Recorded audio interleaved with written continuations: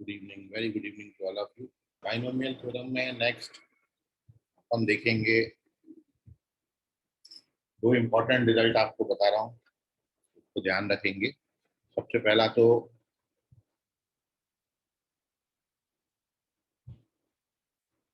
Coefficient of x power n minus 1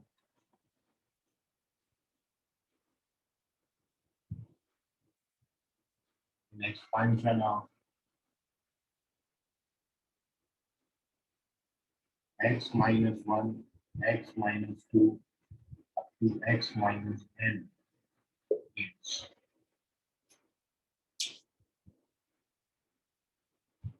ये होता है minus of n into n plus 1 upon, क्योंकि ये आपका n डिग्री का पॉलिनोमियल बनेगा। चूंकि n फैक्टर्स हैं ये, तो ये n डिग्री का पॉलिनोमियल बनेगा। मतलब x पे हाईएस्ट पावर n रहेगा और x पावर n का जो कोएफिशिएंट है वो 1 आएगा। उससे अगला जो टर्म है वो x पावर n माइनस 1 का होगा और उसका जो कोएफिशिएंट है वो माइनस n प्लस 1 अपॉन 2 आता है। इसके पीछे सिंपल सा रीजन ये है, यदि ये n फैक्टर्स हैं, आप n फैक्टर के बजाय यदि दो फैक्टर लेते हो, जैसे x माइनस 1 और x माइनस 2, इनका जब आप प्रोडक्ट करोगे तो 2 डिग्री का पॉलिनोमियल बनेगा। हाईएस्ट पावर एक्स स्क्वायर आएगा। फिर यहाँ पर आता है सम ऑफ रूट्स और यहाँ पर आता है product of roots equals to 0। यदि आप क्यूबिक इक्वेशन लेते हो x minus 1, x minus 2, x minus 3, तो ये 3 डिग्री का पॉलिनोमियल है। x पे हाईएस्ट पावर 3 का होगा। फिर यहाँ पर आएगा sum of roots 1 plus 2 plus 3 x square. फिर यहाँ पर आता है दो के प्रोडक्ट का सम 1 2 2 3 1 3 एक्स, और लास्ट में आएगा तीनों का प्रोडक्ट। ये आपने क्वाड्रेटिक में समझा। तो मैं आपसे जो पूछ रहा हूँ, यदि मैंने दो फैक्टर लिए हैं तो x पावर 1 का कोएफिशिएंट क्या है, तीन फैक्टर लिए हैं तो x पावर 2 का कोएफिशिएंट क्या है। मतलब जितने डिग्री का पॉलिनोमियल है उससे एक कम का कोएफिशिएंट। तो यदि 2 डिग्री का पॉलिनोमियल है तो x पावर 1 का कोएफिशिएंट उन दोनों रूट्स का सम आएगा, मतलब पहले दो नेचुरल नंबर का सम। यदि 3 का प्रोडक्ट है ये, तो हाईएस्ट पावर x पे 3 बनेगा और x पावर 2 का coefficient sum of first 3 natural number आएगा। यदि 4 है तो sum of first 4 natural number का सम आएगा। यदि 5 फैक्टर लिए हैं तो sum of first 5 natural number का सम आएगा। और ऐसे यदि आपने n फैक्टर्स लिए हैं तो ये कोएफिशिएंट जो बनेगा ये sum of first n natural number बनेगा। एंड वी नो दैट कि sum of first n natural number n into n plus 1 upon 2 होता है। इसलिए इस तरीके की एक्सपांशन में sum coefficient of x power n minus 1, it is the sum of first n natural number with minus sign. So बिल्कुल similar way में if we write coefficient, ये पहला हो गया रिजल्ट, और बिल्कुल ऐसे ही coefficient of x power n minus 1 in expansion of, अब यदि यहाँ माइनस की जगह प्लस ले x प्लस 1, x प्लस 2 और up to x plus n, तो फिर ये आता है प्लस का n into n plus 1 upon. यदि माइनस है तो माइनस आएगा और प्लस है तो फिर यहाँ पर प्लस आता है, बनेगा वही sum of first n natural number. तो ये दो बहुत इंपॉर्टेंट रिजल्ट हैं जो कि आपको क्वेश्चन में डायरेक्टली हेल्प करेंगे। You take the screenshot of this page. कोई डाउट है आपको तो पूछ लीजिए। सर फर्स्ट वाला एक बार बताइए। क्या? फर्स्ट वाला एक बार बताइए।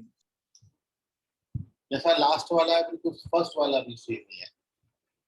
यहाँ पर प्लस प्लस प्लस साइन दिया है, sum of first n natural number आता है।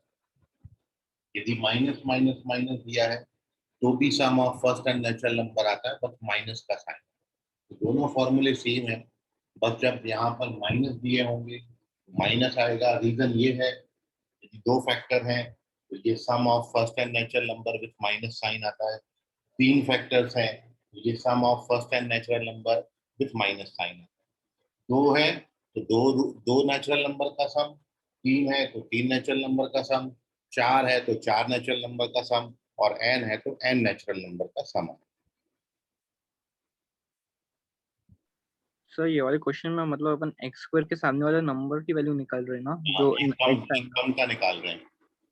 जितने डिग्री का ओके सर। पॉलिनोमियल बनेगा उससे एक कम डिग्री का कोएफिशिएंट फाइंड कर रहे हैं। एन डिग्री का बनेगा ये, और अपन ने x power n minus one का लिखा है, एक कम डिग्री का लिखा कोएफिशिएंट।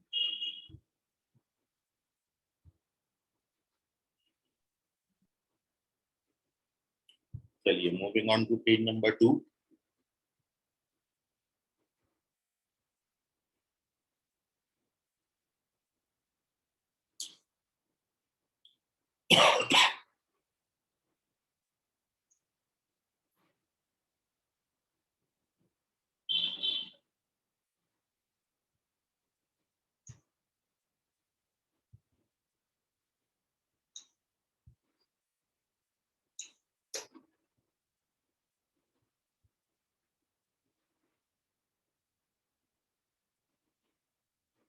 देखिए सेकंड पेज पर here we discuss one more important result, which is number of terms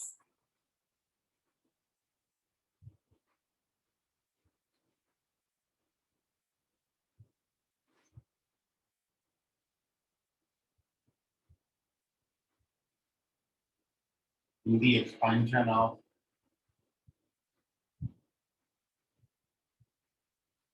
a plus b plus c power n and a plus b plus c plus d power।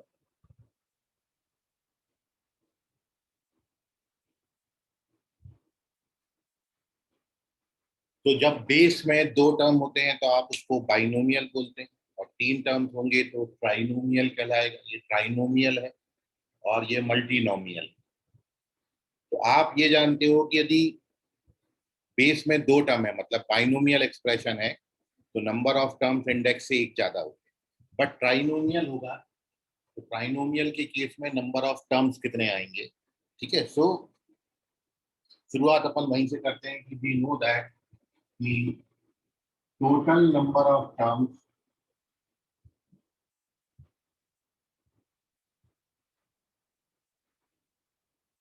in a plus b raised to the power n, ये होता है n plus 1। और n plus 1 को आप इस तरीके से याद रखें, क्योंकि आप जानते हो यदि सफिक्स किसी का 1 है तो उसकी वैल्यू n plus 1 ही आएगी।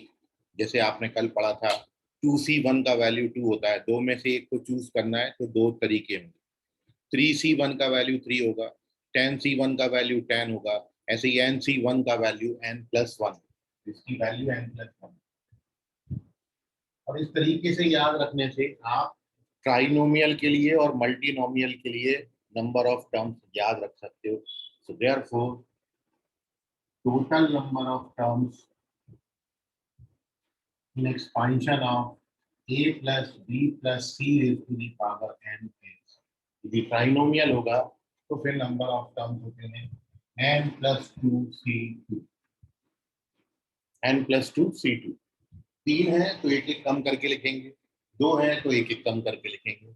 और इसका वैल्यू कैलकुलेट करना आपको बताया था, जैसे tan c2 का वैल्यू कैलकुलेट करते हो एक एक कम करके दो बार लिखेंगे, tan into 9 divided by 1 into 2, ऐसे इसका वैल्यू क्या हो जाएगा। तो इसको जब कैलकुलेट करोगे तो ये आएगा n plus 2 n plus 1 upon 1 into 2। ये टोटल नंबर ऑफ टर्म्स आएंगे ट्राइनोमियल में। And similarly total number of terms in the expansion of a plus b plus c plus d raised to the power n, मतलब multinomial. Multinomial में number of terms n plus 3c3 आएंगे, और इसका value क्या होगा, एक एक कम करके तीन बार लिखेंगे, n plus 3 n plus 2 n plus 1, नीचे 1 इंटू 2 इंटू 3 मतलब 6। एटसेट्रा। बिल्कुल इसी तरीके से आप मल्टीनोमियल में 4 के बजाय 5 टर्म दिए हों तो वो 4 n+4c 4 हो जाएगा। 6 दिए हों तो n+5c 5 हो जाएगा, एंड सो ऑन। इस तरीके से आप total number of terms binomial में, ट्राइनोमियल में, मल्टीनोमियल में निकाल सकते हो। फॉर्मूले हैं, इसको याद रखना है आपने। बाइनोमियल में n+1c1, ट्राइनोमियल में n+2c2, मल्टीनोमियल में n+3c3।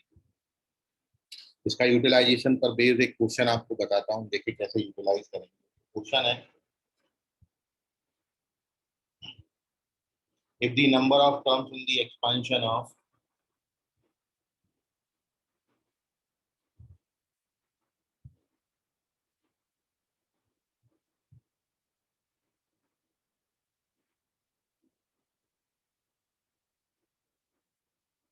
x minus 2y plus 3z raised to the power n is 45, then n का वैल्यू कितना है?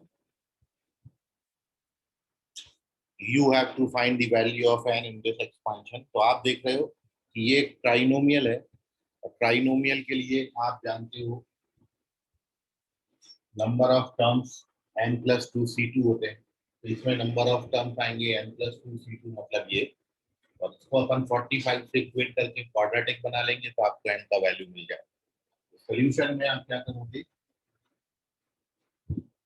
नंबर ऑफ टर्म्स होंगे n+2, n+1/2, इक्वेट करेंगे 45 से।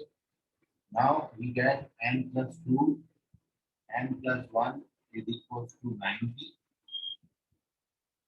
और 90 को आप लिख सकते हो n+2, n+1, 90 को हमने 10 into 9 लिख दिया। और आप कंपैरिजन करेंगे तो n+2 बराबर है 10, तो n+2 equals to 10। This implies the value of n is 8। n का वैल्यू 8 आता है। This is the utilization of this concept। Trinomial के नंबर ऑफ टर्म्स पर बेस्ड क्वेश्चन था ये, ठीक है, उसका यूटिलाइजेशन है। Take the screenshot of this page, कोई डाउट है इसमें तो पूछ लीजिए।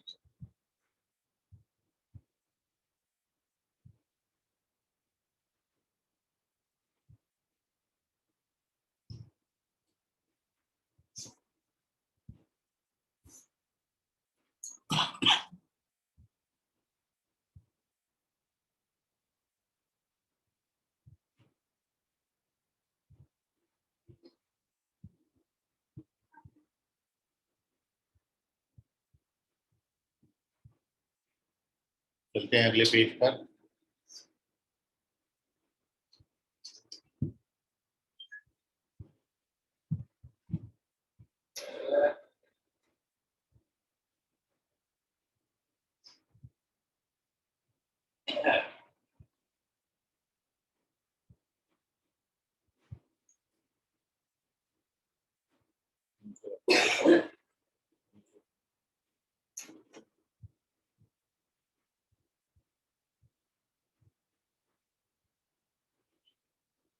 तो नेक्स्ट ये है आपका total number of term. Now इधर नेक्स्ट हेडिंग है अपनी मिडिल टर्म। नेक्स्ट हेडिंग है middle term.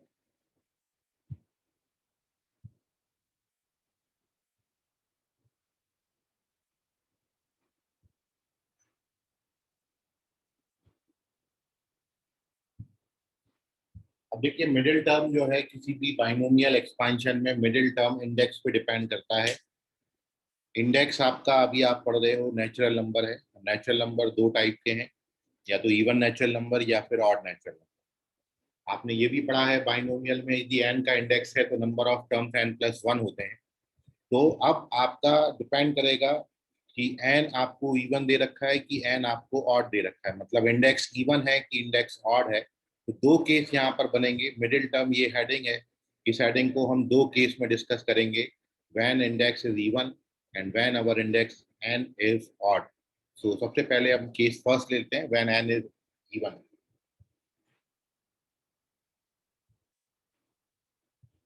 First case, when n is even. यदि इंडेक्स हमारा इवन है तो in this case there exists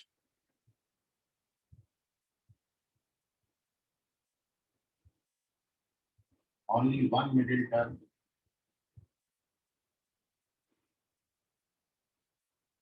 which is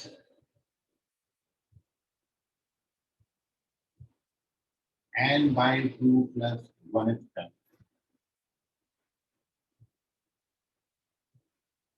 Therefore Tn by 2 plus 1 जब आप कैलकुलेट करेंगे तो आप जानते हैं फॉर्मूला होता है जनरल टर्म का NCR, R की जगह यहाँ n by 2 है, फर्स्ट टर्म का पावर n by 2, इसको इसमें सब्ट्रैक्ट करेंगे और सेकेंड टर्म का पावर n। तो आप देख रहे हो कि यदि आपका इंडेक्स इवन है तो एक ही मिडिल टर्म होता है, और वो मिडिल टर्म लिखने के लिए आपने हर जगह आधा आधा करना है, इंडेक्स का आधा आधा कर देना है। सफिक्स में भी आधा आता है, फर्स्ट टर्म में भी पावर आधा आता है, सेकंड टर्म में भी पावर आधा है। जैसे फॉर एग्जांपल यदि मैं आपसे बोलूं कि find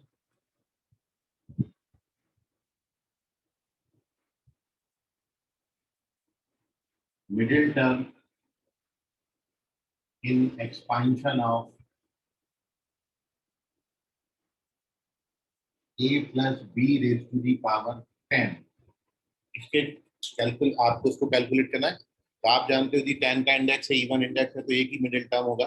total number of terms 11 आएंगे क्योंकि 10 का इंडेक्स है, और 11 यदि टर्म्स है तो मिडिल टर्म जो है वो 11 प्लस 1/2, मतलब छठा टर्म जो है वो मिडिल टर्म होगा, इसका सिक्स टर्म मिडिल टर्म आएगा, क्योंकि अपन इस फॉर्मूला से भी कैलकुलेट कर सकते हैं। तो सोल्यूशन में जो मिडिल टर्म होगा वो आएगा t 10/2 plus 1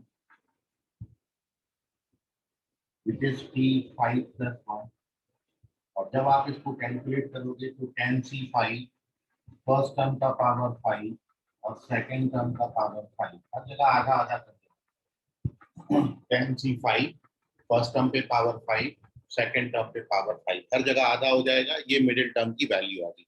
अब आप 10c5 कैलकुलेट कर सकते हो, 10c5 का वैल्यू निकाल के बस डाल देना यहाँ पर, then you get the answer. So this is the middle term when our index n is even. अब अपन सेकंड केस डिस्कस कर रहे हैं जब इंडेक्स आपका ऑड होगा।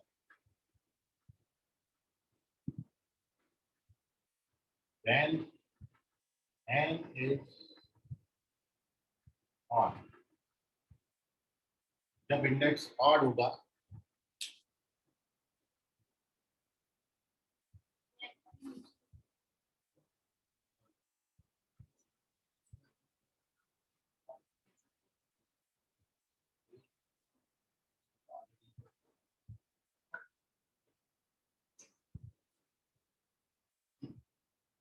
चलिए, when n is odd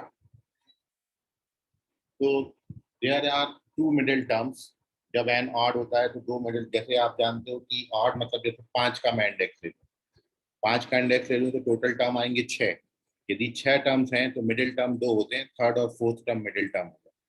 तो यदि n ऑड है तो दो मिडिल टर्म आएंगे। So in this case there exists two middle terms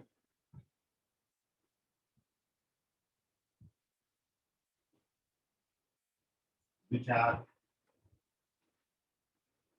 n plus 1/2 vector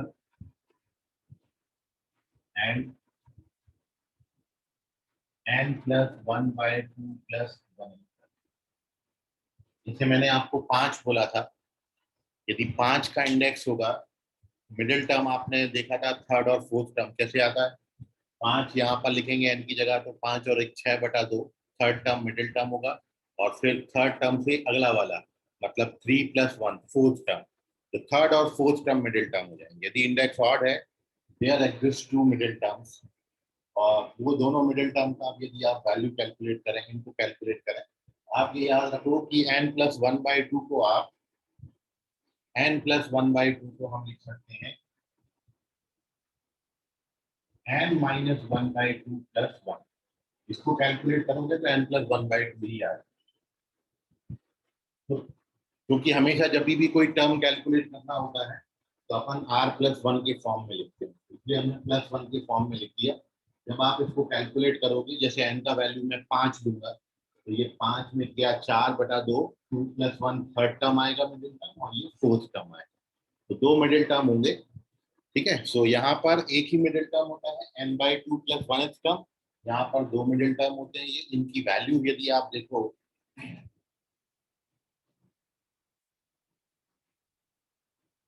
तो पहला वाला मिडिल टर्म हो जाएगा n-1/2 + 1th टर्म।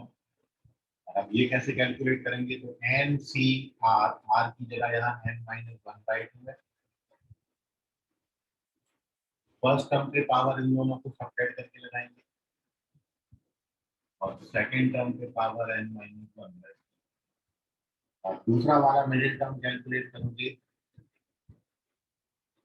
तो ये NCN + 1/2, फर्स्ट टर्म के पावर n-, और सेकंड टर्म पे पावर n+1। और एक बात और है कि यदि there exist two middle terms, तो इनके बाइनोमियल कोएफिशिएंट बिल्कुल बराबर आते हैं, इन दोनों का वैल्यू बिल्कुल सेम आता है। ठीक है, और दूसरी बात, दोनों मिडिल टर्म में ए और बी का पावर इंटरचेंज हो जाता है, जो ए पे पावर थी वो यहाँ बी पे आ गई, जो यहाँ बी पे पावर थी, जो यहाँ पर ए पे पावर थी, वो यहाँ बी पे पावर है। तो ए और बी पे पावर इंटरचेंज हो जाते हैं, एक बात। और दूसरा, ये दोनों का वैल्यू आप कैलकुलेट यदि करोगे बाइनोमियल कोएफिशिएंट का, तो दोनों बाइनोमियल कोएफिशिएंट बराबर है। मतलब जो नोटेबल बात है यहाँ पर वो ये है कि if there exist two middle terms, then their binomial coefficients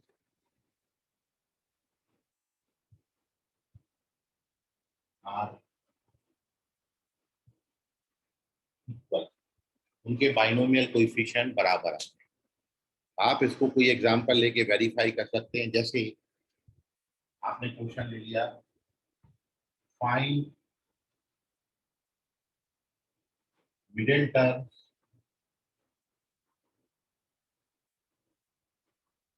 in expansion of a plus b raised to the power 7। a plus b power 7 के एक्सपांशन में we have to find the middle terms। तो अब आप देख रहे हैं कि 7 का इंडेक्स है, ऑड इंडेक्स है, तो दो मिडिल टर्म आएंगे। पहला वाला 7 - 1/2 मतलब 6/2 मतलब 3 + 1 फोर्थ टर्म, और fifth term are the middle terms. तो मिडिल टर्म की वैल्यूज कौन कौन सी आएंगी सोल्यूशन में,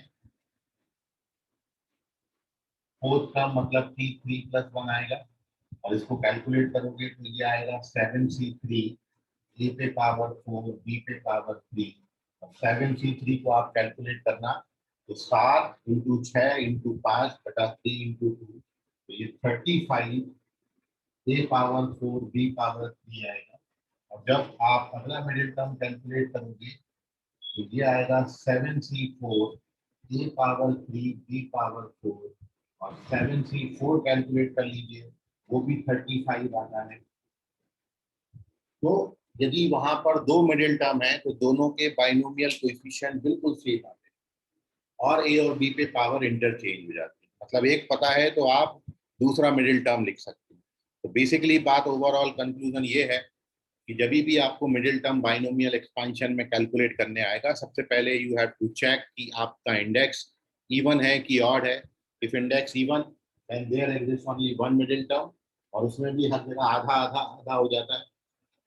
क्वेश्चन हमने किया, और if there exist two middle term, मतलब if n is odd, then there exist two middle term, ये दो मिडिल टर्म होंगी, उनकी वैल्यू ये होंगी, और इसको हमने कैलकुलेट किया। तो फॉर्मूला लिखते वक्त थोड़ा सा ज्यादा लेंथी लगता है, लेकिन जब आप उसको क्वेश्चन में सॉल्व करेंगे तो बड़ा इजीली सॉल्व हो जाता है। तो this is the theory for middle term.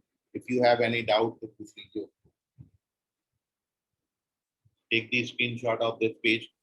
Sir हाँ बोलो। सर वो स्टार्टिंग में जो सिंबल लिखा है वो क्या है? देयर एग्जिस्ट, जो आप वर्ड लिखते हो देयर एग्जिस्ट को उल्टे ई से डिनोट करते हैं। देयर एग्जिस्ट का साइन।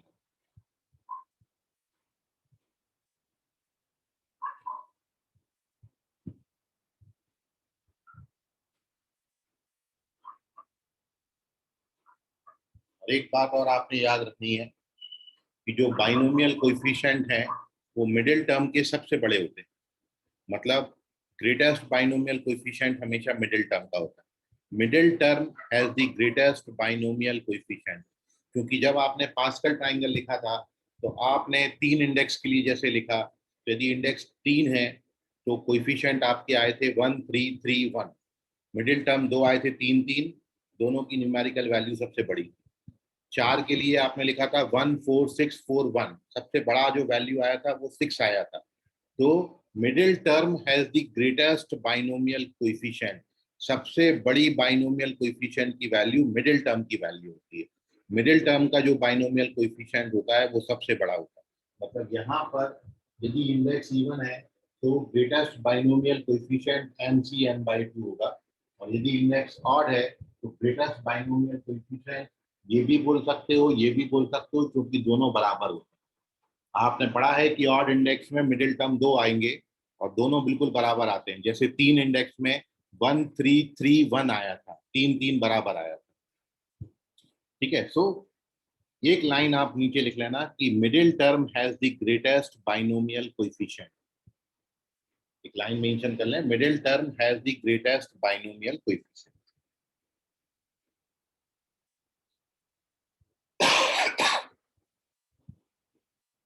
अब नेक्स्ट अपन हेडिंग डिस्कस कर रहे हैं, उसमें एक शॉर्टकट फॉर्मूला भी है, लेकिन मैं आपको पहले एक्चुअल मेथड से उस क्वेश्चन को सॉल्व कर रहा हूँ, क्योंकि स्कूल एग्जाम में आप शॉर्टकट यूज नहीं कर सकते हैं।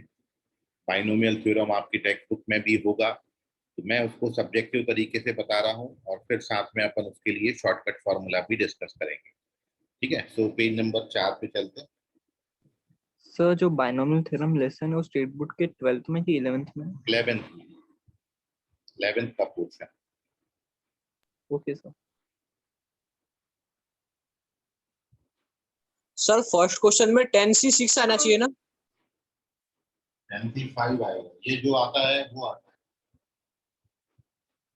आर का जो वैल्यू होता है ना वो आता है, यही आएगा, 5 ही आएगा।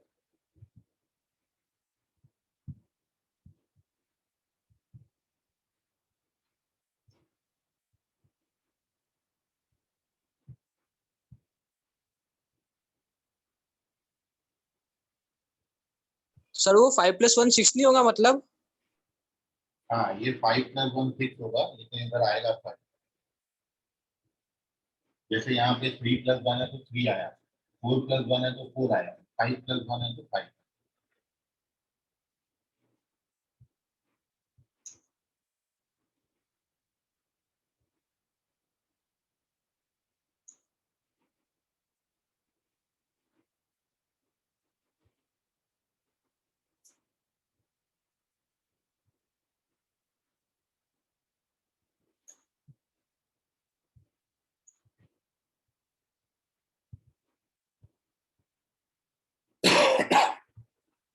चलिए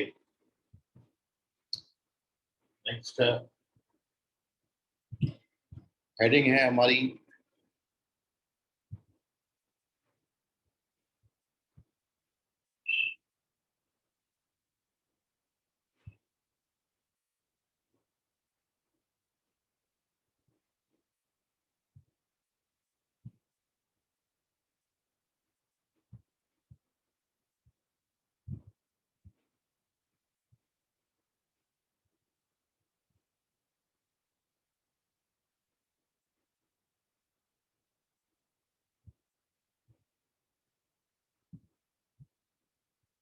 to determine a particular term in the expansion of x power alpha plus minus 1 upon x power beta whole power n. To determine a particular term in expansion of,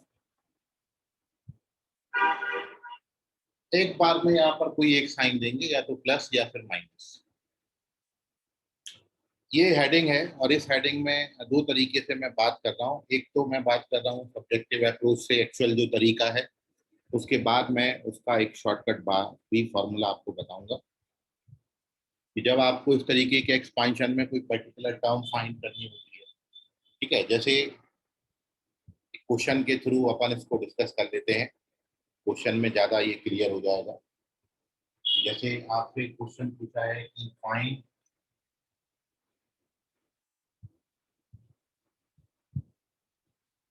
the term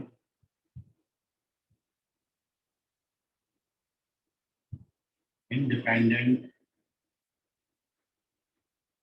of x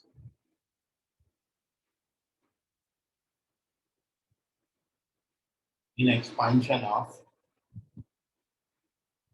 3x square upon 2 minus 1 upon 3x whole power 9। ये question है।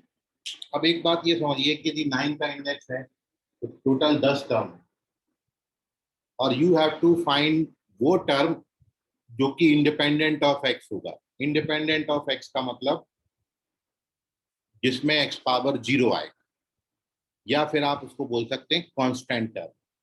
Term without x का मतलब constant term. 10 term है, 10 term में 9 term में कहीं ना कहीं एक्स आएगा, केवल एक टर्म होगा जो कि विदाउट एक्स होगा। तो मैं इस बात के लिए आपको फॉर्मूला सिखाऊंगा कि आप इस एक्सपेंशन को देख के डायरेक्ट बता दोगे कि वो 10 टर्म में कौन सा टर्म होगा जो कि इंडिपेंडेंट ऑफ एक्स होगा। बट वो फॉर्मूला डिस्कस करने से पहले हम इसकी एक्चुअल मेथड डिस्कस कर रहे हैं। एक तो तरीका देखिए बिल्कुल सिंपल सा है, जो कि लेंदी है, जो नहीं करेंगे अपन, कि भाई पहले अपन इसका पूरा एक्सपांशन लिख लेते हैं, 10 टर्म लिख लेते हैं, और फिर वो 10 टर्म में देख लेते हैं कि कौन सा टर्म जो है वो इंडिपेंडेंट ऑफ एक्स है, कौन सा टर्म फ्री फ्रॉम एक्स आ रहा है, किस टर्म में एक्स पावर 0 आ रहा है, वो अपन बता देंगे। लेकिन वो बहुत लेंदी होगा, क्योंकि कहीं यदि 99 का इंडेक्स दे दिया तो अपन 100 टर्म थोड़ी लिखेंगे वहां पर, तो फिर वो लेंदी हो जाएगा क्वेश्चन। तो इसलिए अपन पहले तरीके पे नहीं जाते हैं कि एक्सपांशन लिख के अपन सर्च करेंगे, अपन दूसरे तरीके पे जाते हैं, और फिर दूसरे तरीके के बाद अपन तीसरा तरीके पे जाएंगे जो कि शॉर्टकट तरीका होगा इसका। लेकिन पहले सेकंड मेथड अपन डिस्कस कर रहे हैं कि जो एक्चुअल तरीका है जो किया जाता है कि if we have to search the term which contain x power 0 या which is free from x और which is independent of x या कांस्टेंट टर्म, इस एक्सपांशन में कांस्टेंट टर्म पता करनी है, तो वो कैसे पता करेंगे सॉल्यूशन। तो एक्चुअल जो तरीका है वो ये है कि हमको टर्म तो पता नहीं भाई कौन सा टर्म है, टर्म ही तो फाइंड करना है। तो सबसे पहले हम कंसीडर कर लेते हैं कि late tr plus 1 is the term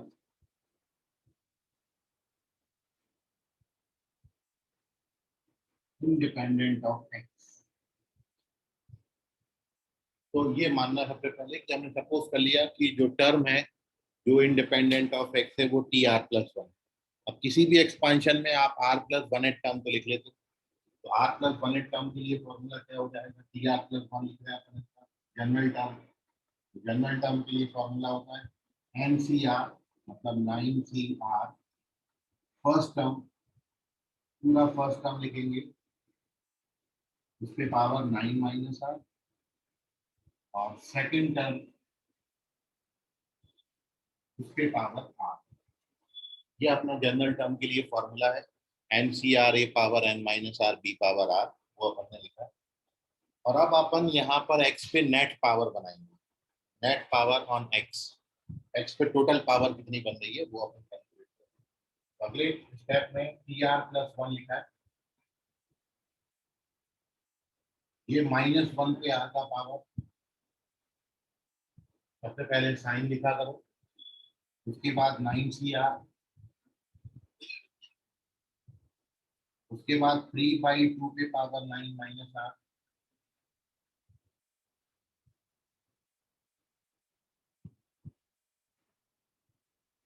उसके पावर 1/3 पे पावर R, फिर यहाँ पर x स्क्वायर पे पावर 9 माइनस R, और यहाँ पर 1/x पे पावर। इस तरीके से स्प्लिट करके लिखना, पहले साइन, फिर कोएफिशिएंट, फिर कोएफिशिएंट और फिर एक्स वाले terms.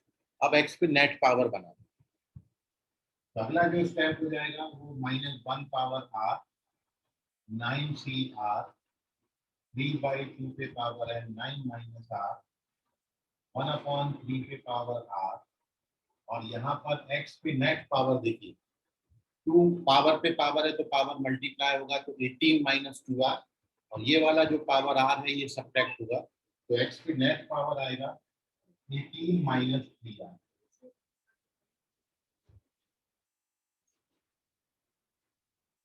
This is the net power on x। तो आपने नेट पावर तक पहुंचना है, अभी तक मैंने जनरल टर्म लिखा और फिर x पे नेट पावर कैलकुलेट कर। अब आप ये जानते हो कि आपने सपोज किया है कि r प्लस 1/8 टर्म जो है टर्म इंडिपेंडेंट ऑफ x है, मतलब ये वो वाला टर्म है जिसमें x पे पावर 0 आना चाहिए। तो अब यदि इसको मेरे को टर्म इंडिपेंडेंट ऑफ x बनाना है तो मैं 18 माइनस 3r को 0 कर दूंगा, तो इससे मेरे को r का वैल्यू मिल जाएगा। So now according to question 18 minus 3r equals to 0. Now this implies r का वैल्यू हो जाएगा 6, और r यदि आपका 6 हो गया तो जो टर्म इंडिपेंडेंट x आएगा वो आएगा 7th टर्म। r की वैल्यू 6 है और आपने टर्म माना था r plus 1/8 term term independent of x, तो 6 प्लस 1 मतलब 7th टर्म जो होगा वो टर्म इंडिपेंडेंट ऑफ x होगा। So therefore term independent of x is t6 plus 1 मतलब 7th टर्म, और आप 7th टर्म का वैल्यू कैलकुलेट कर लें तो आप यहाँ पे डाल सकते हो वैल्यू, सीधा उठा के r का वैल्यू डाल दो क्योंकि यही तो टर्म था, इसी को मैंने सिंप्लीफाई करके यहाँ तक लिखा था। तो आप डायरेक्ट यहाँ पर r का वैल्यू डाल दीजिए, यू गेट x पावर 0 मतलब इंडिपेंडेंट हो जाएगा x से और टर्म की वैल्यू आ जाएगी। तो टर्म का जो पोजीशन है वो तो 7th टर्म होगा और 7th टर्म इसकी पोजीशन है, बट इसकी जो वैल्यू होगी, वैल्यू कैलकुलेट करने के लिए here we put the value of r which is 6, r की जगह पर 6 डालेंगे which is -1 raise to the power 6, 9c6 3/2 पे पावर 3 का आएगा 9 माइनस 6 और 1/3 पे पावर आएगा 6। ना इसको कैलकुलेट कर लीजिए, माइनस पे इवन पावर है तो प्लस आएगा। 9c6 का वैल्यू कैलकुलेट करोगे तो 9c6 का value 987 divided by 321 which is 4 3 84 आएगा। दिस इज 84 3 पावर 3 इससे कैंसिल हो जाएगा तो ये 1 8 आएगा और 27, इसको कैलकुलेट कर लीजिएगा then you get your answer. 3 से कैंसिल हो जाता है ये,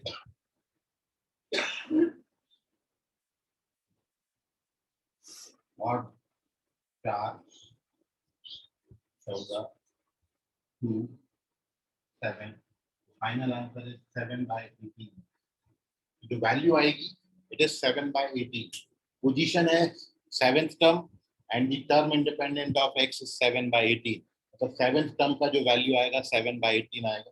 तो आप इससे फ्री हो गए कि 10 टर्म आपने कैलकुलेट करने, 10 टर्म लिखने का जरूरत नहीं है क्योंकि 10वें टर्म को जब आप कैलकुलेट करेंगे 10 7th टर्म का वैल्यू 7/18 आएगा, तो फिर आप फाइनल आंसर करेंगे कि 7th term is term independent of x and the value is 7/18। इतना नहीं करना है आपने, डायरेक्टली अपन वही टर्म सर्च करेंगे which is free from x, and for this we calculate the general term which is tr plus 1, and after this we calculate the net power on x पे net power calculate करनी है।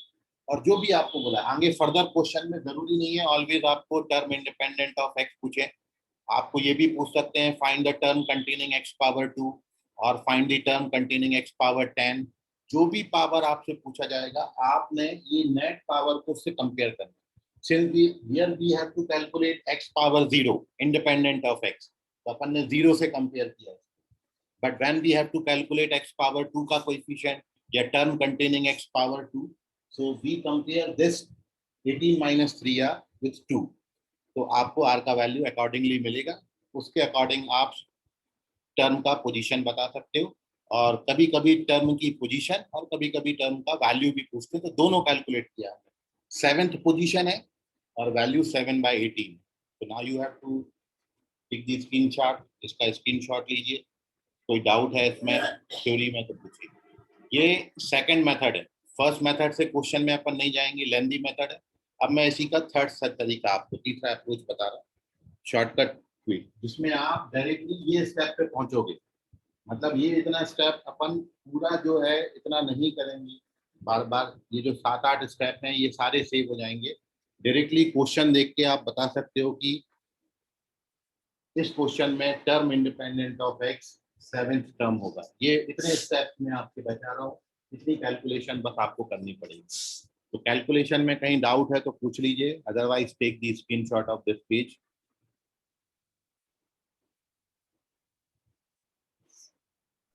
Sir वो 18 minus 3R 0 कैसे आया? You have to find the term which is independent of x. Independent of x का मतलब है x से फ्री होना चाहिए। x से फ्री होने का मतलब है x पावर 0 होना चाहिए। तो यहाँ पर x पावर मेरे को 0 बनाना, और 0 बनाने के लिए मैंने इसको 0 से इक्वेट कर दिया, तो आपको r मिल जाता है। और कोई क्वेरी है, डाउट है तो पूछ लीजिए।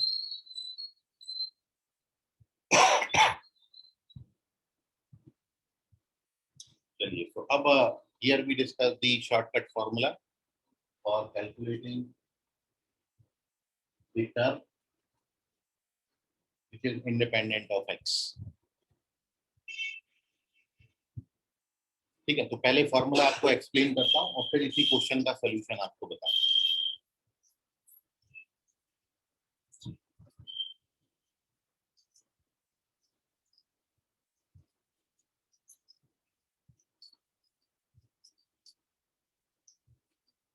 ठीक है, ये कैलकुलेशन तो हमने रखनी पड़ेगी।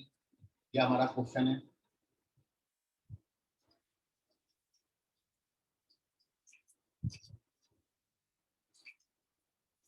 क्वेश्चन को यहाँ कॉपी कर लेते हैं, यहाँ पर मेथड एक्सप्लेन करते हैं।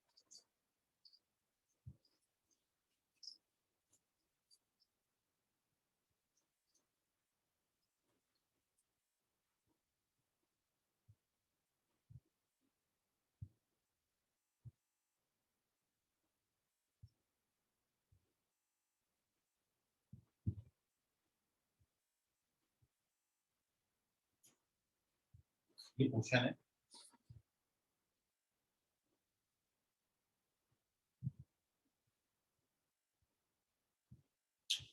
और अब जितना भी हमने ये सब कैलकुलेशन किया था, केवल एक फॉर्मूला से अपन डायरेक्ट आर की वैल्यू पे पहुंच जाएंगे।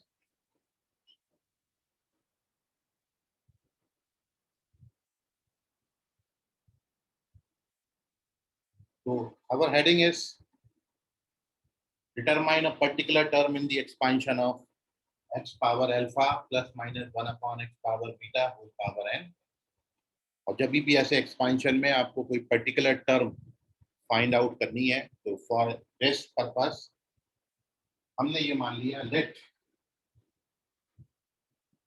x पावर m कोई भी पर्टिकुलर पावर। अब ये m आपको कोई भी पूछ सकते हैं कि find the coefficient, find the term containing x power 2, और find the term containing x power 10, और find the term containing x power -3, और find the term containing x power 0, जिसको अपन बोल सकते हैं find the term independent of x, या find the term free from x, और find the constant term. कोई भी जब आपसे पूछेंगे तो x पावर m हमने मान लिया है, लेट x पावर m occurs in TR plus 1, R plus 1 एक टर्म में आ रहा है। ठीक है, अब मेरे को ये R का वैल्यू चाहिए, जो कि हमने इतना सारा मेथड करके R का वैल्यू निकाल के आपको बताया कि सबसे पहले TR plus 1 कैलकुलेट करेंगे, उसमें x की नेट पावर कैलकुलेट करेंगे, और फिर x की नेट पावर को अपन जो है, जो भी पूछा है, जो भी रिक्वायरमेंट है, उससे कंपेयर करेंगे। जैसे इस क्वेश्चन में इंडिपेंडेंट ऑफ x पूछा था, तो मैंने 18 माइनस 3R को 0 से कंपेयर किया। यदि मेरे को x पावर 2 का टर्म पता करना होता तो मैं 18 माइनस 3R को 2 से कंपेयर करता। फिलहाल x पावर m हमने मान लिया कि r प्लस 1 टर्म में आ रहा है। देन वो शॉर्टकट फॉर्मूला ये है। देन आर कैलकुलेट करने के लिए जो फॉर्मूला है वो है n alpha minus m upon alpha plus beta. This is the formula, इससे आप सारी मेहनत से बच जाए। एन आपका ये इंडेक्स है, अल्फा आपका ये फर्स्ट टर्म पे पावर है, तो आपको इस एन को अल्फा से मल्टीप्लाई करना है, माइनस एम जो भी यहाँ पूछा गया है उसको सब्ट्रैक्ट करना है, and divided by alpha plus beta, इन दोनों का सम से डिवाइड कर देना। Directly you get the value of r, directly you get the term which contain given power of x. ठीक है, जैसे in this question we have to search the term which is independent of x. तो अब मैं ये formula को यहाँ apply करके आपको बता रहा हूँ। सॉल्यूशन देखिए आप इसको। सर हाँ बोलो। सर अल्फा और बीटा वो एक्स के ऊपर की पावर है ना? हाँ, alpha and beta are the powers of x. और ये याद रखें, क्वेश्चन आपका इस फॉर्मेट में ही होना चाहिए, मतलब एक्स पावर अल्फा यहाँ पर इस तरीके से लिखा है, but x power beta denominator से कैलकुलेट किया है। 1 अपॉन एक्स पावर बीटा होना जरूरी है। पहले उसको 1 अपॉन के फॉर्म में लिखेंगे, फिर जो बीटा की जगह वैल्यू आएगी वो आपका बीटा का वैल्यू होगा। ठीक है, हमेशा इस फॉर्म से ही कंपेयर करना है, इसके लिए ये फॉर्मूला बताया है। मैं लिख के बता रहा हूँ आपको, तो आपको और ज्यादा रिकॉग्नाइज आप कर पाएंगे। तो सोल्यूशन में डायरेक्ट अपन आर कैलकुलेट करना है, और आर के लिए क्या होता है एन इंटू अल्फा। एन का वैल्यू 9 है और अल्फा का वैल्यू 2 है, तो 9 इंटू 2 एन इंटू अल्फा, 9 2 जा 18 हो जाएगा, माइनस एम। एम यहाँ पर एक्स पावर 0 है, क्योंकि we have to calculate the term independent of x, तो हमको एक्स पावर 0 का टर्म फाइंड करना है, इसलिए एम का वैल्यू कितना हो गया 0 हो गया, और divided by alpha plus beta. Alpha का वैल्यू 2 है और बीटा का वैल्यू 1 है, तो नीचे 2 + 1 आएगा। Therefore you get 18/3 which is 6। देखिए डायरेक्टली आपको वो 6 मिल गया जो आपने बताया। So therefore term independent of x is t6 + 1 which is the 7th term। 7th term होगा जो कि आपने कैलकुलेट करा दिया। तो इस तरीके से आप वो पूरी मेहनत से बच जाओगे। डायरेक्टली आपको टर्म की वैल्यू, जब आप इसको बहुत ज्यादा प्रैक्टिस करेंगे तो आप इतनी बात को भी ओरली कैलकुलेट कर सकते हैं कि क्वेश्चन देख के आप डायरेक्ट बता सकते हो कि वो टर्म कौन सा होगा जो कि एक्स पावर 0 को कंटेन करे होगा या इंडिपेंडेंट ऑफ एक्स होगा। तो दिस इज दी तरीका। T7 7th टर्म होगा, और अब आपको ये 7th टर्म कैलकुलेट करना है, तो फिर से वैल्यू 7/18 आएगी। तो now you take the screenshot. कोई डाउट है इसमें तो पूछिए। सर एम को 0 क्यों लिखे? क्योंकि we have to search the term independent of x, मतलब वो term which contain x power 0, x power 0 को सर्च करना था, इसलिए हमने 0 से कम। जो भी सर्च करना हो एम को उतना लें। जैसे मैं पूछता कि find the term containing x power 2, तो यहाँ पर एम की जगह 2 ले, जो भी पूछा जाए। कोई और आपका डाउट है, क्वेरी है तो पूछ लीजिए इसमें।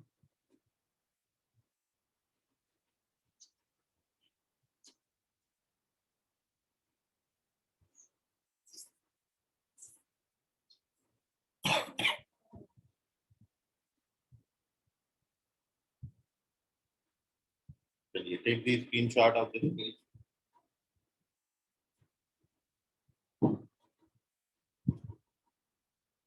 सर अगर क्वेश्चन अल्फा और बीटा के पावर के फॉर्म में ही रहा तो? वो हमेशा देंगे, आप उस फॉर्म में बनाएंगे, क्योंकि बाइनोमियल मतलब 2 टर्म तो होंगे ही, और जब 2 टर्म होंगे तो उसमें पहला टर्म कहीं ना कहीं एक्स दिया होगा, तो आपने वो एक्स को ऊपर लाना है, और जब सेकंड टर्म में एक्स लिखेंगे तो वो नीचे होना चाहिए। फर्स्ट टर्म का जो एक्स है वो न्यूमरेटर में, और सेकंड टर्म का एक्स जो है वो डिनोमिनेटर में।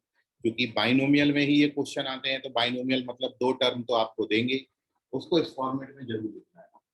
पहले इस फॉर्मेट में लिखना है, तब ये फॉर्मूला यूज करना है। अल्फा बीटा इंटरचेंज कर दोगे तो गलत हो जाएगा, क्योंकि एन यहाँ अल्फा से मल्टीप्लाई, डिनोमिनेटर में तो कोई फर्क नहीं पड़ता, लेकिन मल्टीप्लाई यहाँ पर अल्फा से हुआ है, तो आप अल्फा बीटा इंटरचेंज करके भी अपना आंसर नहीं कर सकते, क्योंकि एन जो है वो मल्टीप्लाई अल्फा से हो रहा है।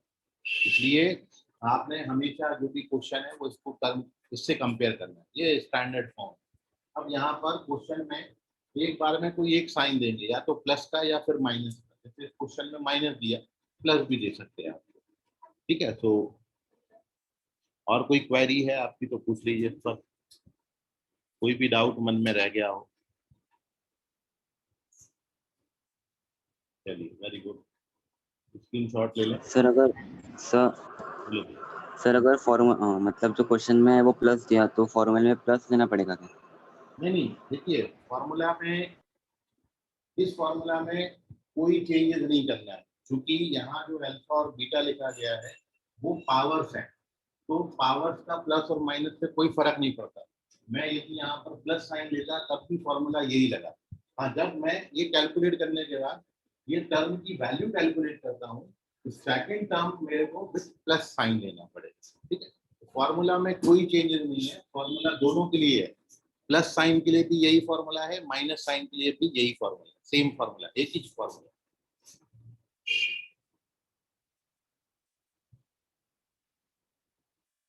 ले लीजिए स्क्रीनशॉट, कोई और डाउट होगा तो पूछ लें इसमें।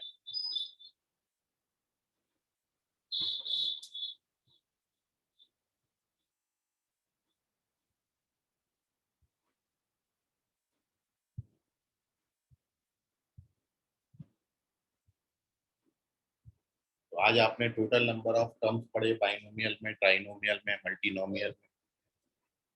आपने मिडिल टर्म पढ़ा, जो कि इंडेक्स पे डिपेंड करता है कि इंडेक्स इवन है कि ऑड है। इवन है तो एक ही मिडिल टर्म होगा, ऑड है तो दो मिडिल टर्म होंगे। और if there exist two middle term then there binomial coefficients are equal, and a और बी पे जो पावर है, फर्स्ट टर्म और सेकंड टर्म पे पावर दोनों मिडिल टर्म में इंटरचेंज हो जाती है। फर्स्ट मिडिल टर्म में जो ए बी पे पावर है वो सेकंड टर्म के मिडिल टर्म में बी और ए पर बन जाएंगी पावर्स। और उसके बाद आपने डिस्कस किया to determine a particular term in the expansion of x power alpha plus minus 1 x power beta whole power n. और इसको अपन तीन मेथड से कर सकते हैं क्वेश्चन को। एक तो जनरल पूरा एक्सपेंशन लिख के आप सॉल्व कर सकते हो, जो कि अपन नहीं करेंगे। दूसरा इसका एक्चुअल मेथड जो सोल्यूशन है कि अपन r प्लस 1 टर्म कैलकुलेट करके x पे नेट पावर निकाल के जो क्वेश्चन की रिक्वायरमेंट है उससे कंपेयर करेंगे। और थर्ड मेथड में ये शॉर्टकट फॉर्मूला है in which directly we get the value of r, जिससे हमको वो टर्म मिल जाएगा जो कि पर्टिकुलरली आपसे क्वेश्चन में पूछा है। और आप टर्म की पोजीशन क्वेश्चन में पूछ सकते हैं या टर्म की वैल्यू भी आपसे क्वेश्चन में पूछ सकते हैं। तो आपको दोनों कैलकुलेट करते आना चाहिए। Once you get the value of the term, एक बार आपको टर्म का वैल्यू मिल गया तो फिर आप उसका न्यूमेरिकल वैल्यू तो कैलकुलेट कर ही सकते हैं जनरल फार्मूला से, ठीक है। तो ये तीन बातें डिस्कस करी, ठीक है। इसका स्क्रीनशॉट ले लें, बाकी अपन अगली क्लास में करेंगे। सर हाँ sir third method subjectively use कर सकते ना? नहीं, थर्ड मेथड एक्चुअली क्या है, टेक्स्ट बुक में देते नहीं है, और इसलिए हो सकता है ये कि यदि आप स्कूल एग्जाम में उसको लिख के आए तो वो मार्क्स काट दें, क्योंकि थर्ड मेथड टेक्स्ट बुक में नहीं गिवन है। इसलिए आपको सजेस्ट ये करते हैं कि स्कूल एग्जाम में यदि आता है तो फिर आप उसको सेकेंड मेथड से ही जाइए, ठीक है। लेकिन अपन जितने भी प्रैक्टिस करेंगे या ऑब्जेक्टिव क्वेश्चन सॉल्व करेंगे उसमें आप थर्ड मेथड से करिए, बड़ी हेल्पफुल रहेगी। Okay sir. ओके, चलिए सर तो हाँ बोलो बेटा कुणाल। सर ये वाले जो भी अपकमिंग टेस्ट है उसमें कौन सा लेसन आएगा? इसमें एलिप्स और हाइपरबोला है। सर दोनों आएगा?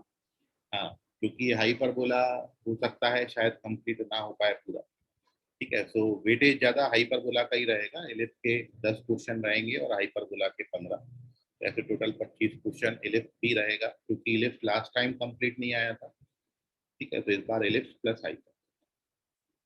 सर मुझे क्वेश्चन है एलिप्स का, मैं पूछूं? आप पूछो। एक मिनट सर।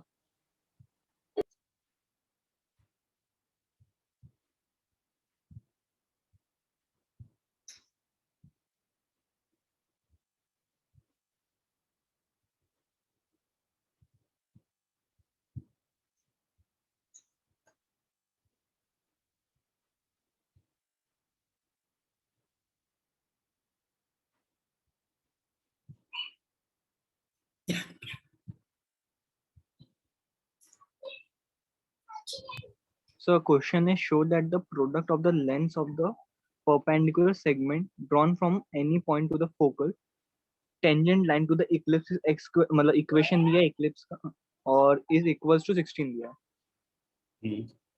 तो सर उसमें प्रोसीड कैसे करना है? क्वेश्चन एक बार फिर से पढ़ो। Show that the product of the lengths of perpendicular segments drawn from b the square आता foci है, डायरेक्ट फॉर्मूला है, जैसा जैसा क्वेश्चन में दिया है वैसा वैसा आप करो तो इसकी जो लेंथ की प्रोडक्ट आती है वो बी स्क्वायर आती है। डायरेक्ट रिजल्ट है, आप इसको याद रख सकते हो। इलिप्स में जो x square upon a square plus y square upon b square equals to 1 ellipse होता है, उसमें जो बी स्क्वायर का वैल्यू आएगा वो आंसर आएगा इसका। ठीक है, तो जैसा क्वेश्चन में आपको बोला है ना कि कोई भी आप पॉइंट लेके दो टेंजेंट पे परपेंडिकुलर ड्रॉ करोगे, वो परपेंडिकुलर की लेंथ का जब प्रोडक्ट करते हो तो वो प्रोडक्ट बी स्क्वायर के बराबर आता है। ये स्टैंडर्ड रिजल्ट है, आप इसको डायरेक्ट याद रखें तो क्वेश्चन में आप बी स्क्वायर अपना आंसर लिख सकते हो। ठीक है सर, मतलब जो उनके फोकाई के बीच का डिस्टेंस है वो पूछ रहा था क्या अपन को इसमें? नहीं, बी स्क्वायर फोकाई के बीच का डिस्टेंस, फोकाई के बीच का डिस्टेंस तो 2a ही आता है। हाँ, मैं मतलब जो माइनर एक्सिस की लेंथ है वो पूछ रहा था। हाँ, और सर अगर अपने पास द लैटिस सिस्टम की लेंथ दी और फोकाई दिया है तो अपन इक्वेशन कैसे निकालेंगे? तो इजी है क्योंकि एलआर से और क्या दिया है, माइनर एक्सेस। तो फोकाई। एलआर और हाँ, जो भी है, दो बातें दी हैं, दो बातें इसलिए दी जाती हैं ताकि आपको ए और बी मिल जाए। Once you get a and b then you get the equation of ellipse. इसलिए दो रिजल्ट दिए जाते हैं, लेंथ ऑफ एलआर दिया और लेंथ ऑफ माइनर एक्सेस दिया है। तो दोनों की हेल्प से we get the values of a and b. Once we get the value of a and b then using the formula x square upon a square plus y square upon b square equals to 1, a और b पता चल गया, डाल दो, equation आ जाता है, बनेगा। Sir उसमें क्वाड्रेटिक बन रहा है, क्वाड्रेटिक बनता है क्या? क्वाड्रेटिक नहीं, एक टर्म एक वैल्यू कैलकुलेट पर कैंसिल हो जाती है। बताओ मेरे को क्या है। सर लैटिस रेक्टम की लेंथ है 6 और फोका है ±2,0। लैटिस रेक्टम का लेंथ 6 और फोका है ±2। +-2 दिया तो अपन ने प्लस वाला ले लिया तो 2 ले लेते, यही का वैल्यू। अब अपन इसमें एक रिलेशन और जानते हैं, b square is equal to a square 1 minus b square. तो here we put the value of b square which is 3, तो बी स्क्वायर का वैल्यू 3 आएगा।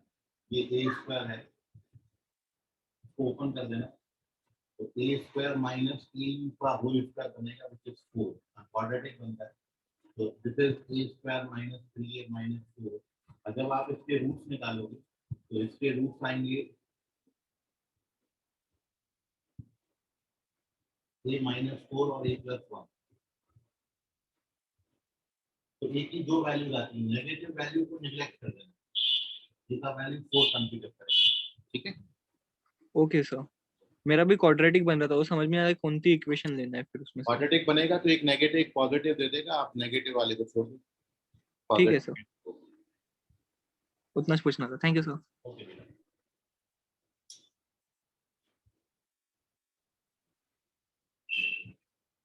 चलिए बाय एवरीवन।